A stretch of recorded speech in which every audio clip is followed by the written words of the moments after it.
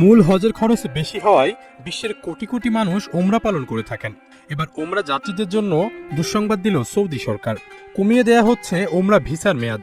দেশটির হজ ও ওমরা মন্ত্রণালয় ওমরা ভিসা ইস্যুর ক্ষেত্রে এই নতুন নিয়ম ঘোষণা করে। জারি করা নতুন নিয়ম অনুসারে এখন থেকে ওমরা ভিসা ইস্যু করার তারিখ থেকে 3 মাস স্থায়ী হবে। সামাজিক যোগাযোগ মাধ্যম এক্সে বিভিন্ন প্রশ্নের জবাবে এই ঘোষণাটি করা হয়। আগের নিয়মে সৌদি আরবে ভিসাধারীর প্রবেশের সময় 3 মাসের মেয়াদ শুরু হতো।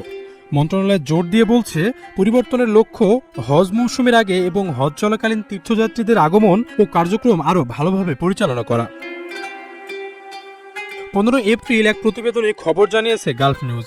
আগে ওমরা ভিসার মেয়াদ থাকত আরবি চান্দ্র বর্ষপঞ্জির 11 মাস জিলকদের 29 তারিখ পর্যন্ত। সরকারের নতুন ঘোষণা অনুযায়ী এখন থেকে এই মেয়াদ জিলকদের 15 তারিখ পর্যন্ত থাকবে, অর্থাৎ ভিসার মেয়াদ কমানো হয়েছে 14 দিন।